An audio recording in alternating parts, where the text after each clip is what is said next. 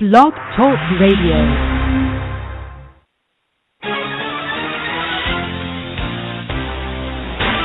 It's no accident you're listening to the One Cell, One Light Radio Network featuring Dr. Hildegard Stenninger. Join Dr. Hildy as she and her guests discuss a blend of art, science, and medicine, all coming up on the Dr. Hildy Show. And it all starts right now. Here's Dr. Hildy.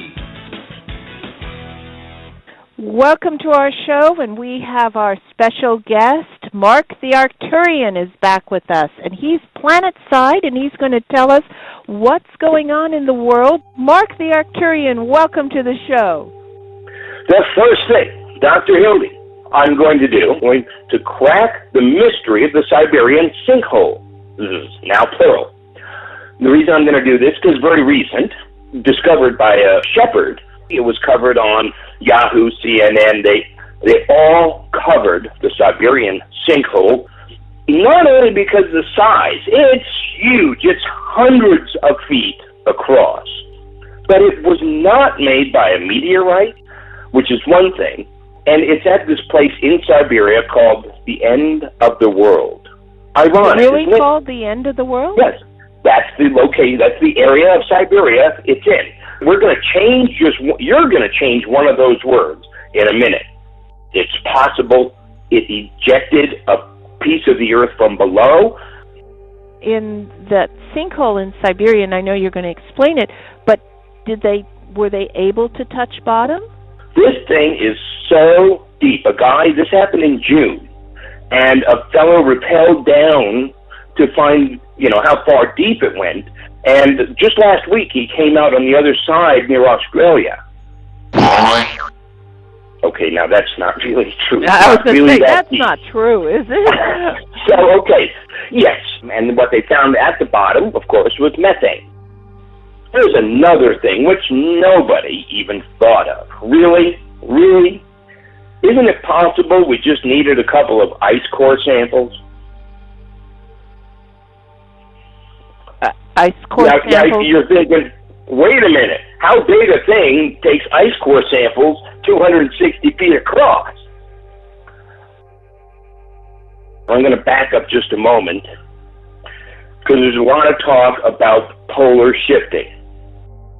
I would like to state for the record, the poles are not going to shift. Just ask CBS or CNN, they'll tell you, the poles are not going to shift. They already have. Which is why in 2011, dozens of airports had to close down because airplanes couldn't land on runways, which were no longer where the instruments said they were, because the North Pole shifted 40 miles that year. Dozens of airports had to close and recalibrate their instruments. But the poles aren't shifting. In 2013, last year, North Pole racing a mile a day towards Siberia. Wait a minute. In 2011, it moved 40 miles. In 2013, 365. This is exponential. This is more than it's moved since they started tracking magnetic North Pole in the late 1800s, when that guy with the mush dogs discovered the magnetic North Pole up there. Well, it moved, short 10, 20 miles over 70 years now, 365 years. That was last year. So I see this article with a picture of a sinkhole, what they call a sinkhole, in Siberia. And instantly I know this headline, Magnetic North racing a mile a day towards Siberia. I punch up Google and I say, show me Magnetic North. Where do you reckon it was, Dr. Hildy? End of the world? About a stone's throw, about 100 miles offshore, but it's the closest land to magnetic North Pole. Ta-da! Mystery solved in one way. So not the end of the world, now we're going to call it what? The top of the world. Everyone's seen the scene in Titanic where Leonardo DiCaprio, they sneak up front, and he stands there, and they're both together, and he yells at the top of his lungs, I'm on top of the world! Right. I remember that. Of course you do. I think he may have actually said, I'm king of the world. However, king, top, regardless. The king of the world, the North Pole. Because the top of Earth, as we think of the top, is magnetic north. So as moves magnetic north, which is now in Siberia, this also shifts the bottom, which is Antarctica. Okay? So now, just using 365 and 40 miles, the North Pole moved reportedly in 2011, 365 in 2013. That's 405 miles towards Siberia. And it's showing no sign of slowing down. Now, when you drag the top of the planet from the North Pole, the Barber Pole, north 405 miles towards Siberia, that means now everything on the other side, including Alaska, is now how many miles farther south? 405 miles, using this example, correct? Correct. This would give Alaska a record heat wave in the winter, similar temperatures to those of Arizona. Then you would have San Francisco, now 405 miles south, which would put you right at San Diego, where the tuna crabs used to swim, and the sea slugs that are washing up. This would put the Oregon sea lions, the California sea lions in Oregon, 405 miles south, back in the San Francisco Bay. The current axial tilt of the Earth is calculated approximately 49 degrees. Okay, out of 360, you might go, well, big deal, Mark. That's only an extra 26 degrees. 26?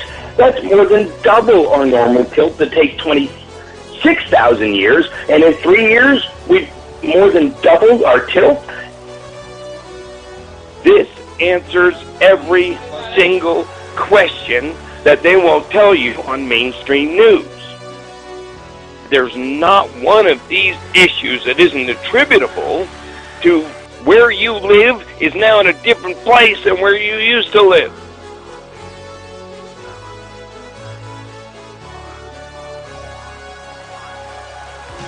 The former polar ice cap on the North Pole.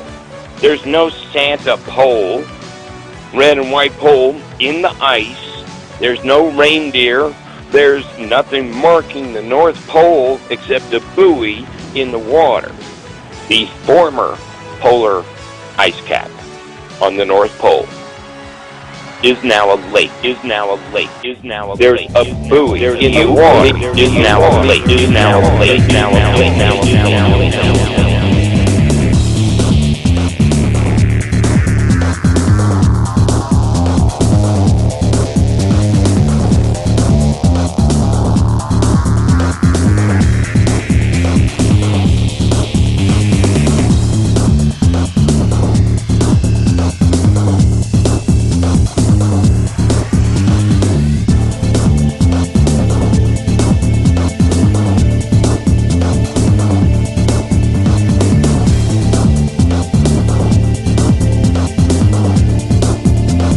Since 2015 is now the hottest year on record.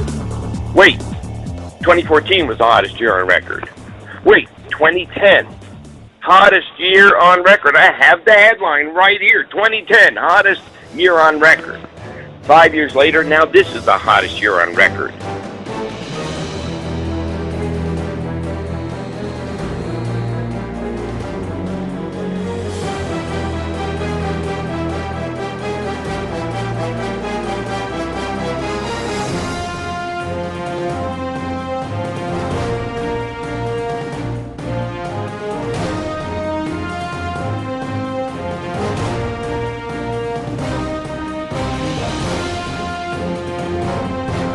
We have so far surpassed the sea level rise they projected in the 90s, it's not even funny.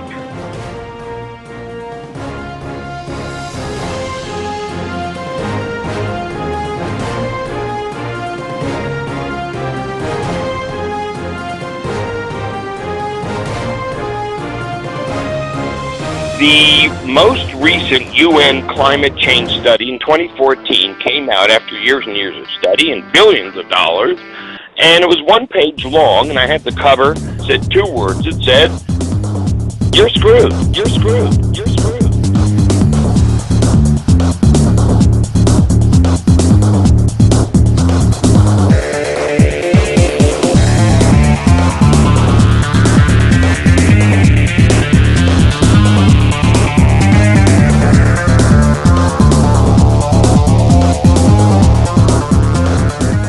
Louisiana loses currently approximately a football field of land every 48 minutes. Let me say that again. It's mind-boggling. Louisiana, right now, this instant, this exact second, is losing a football field of land every 48 minutes. We've lost 2 or 3 football fields of land by the time we finish this show.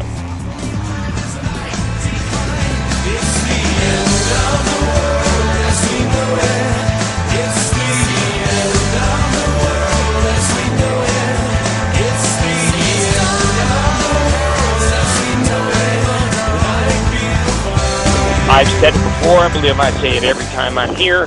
I'm going to say it again for what may be the last time. If you are listening to this broadcast anywhere on the west coast of the North American continent, from Alaska to Baja, you should have been long gone by now. You should have been long gone by now.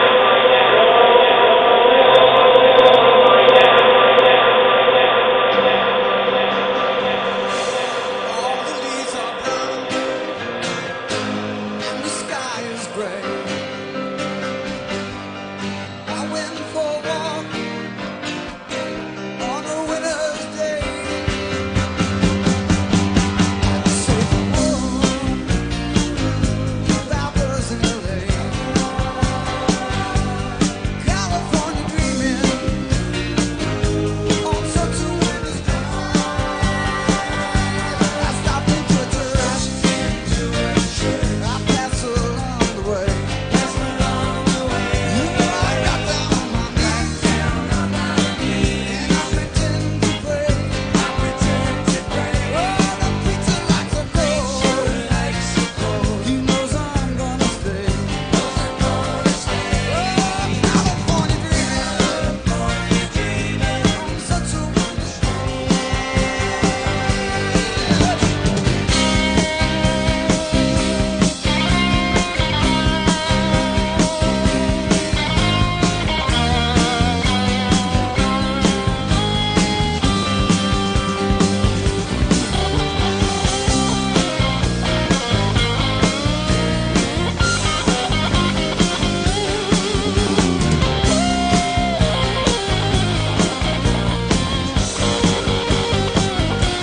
All the leaves are brown, and the sky is gray. I went for a walk on a winter's day. If I didn't tell her I could leave today. Oh, California dreaming on such a winter's day. On such a winter's day. On such a winter's day. Such a winter's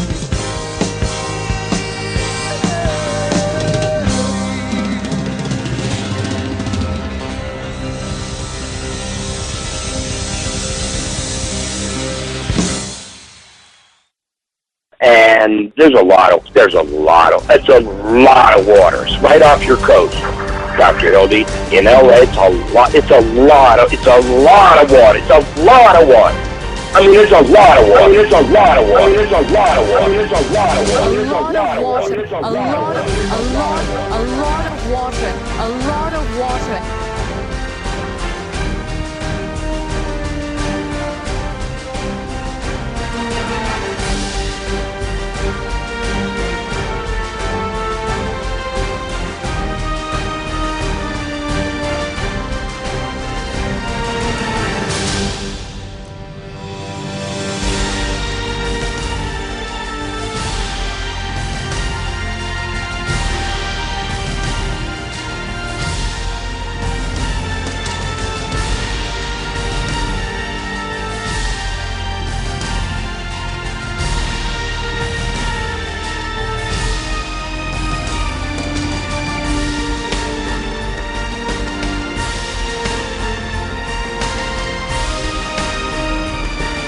You should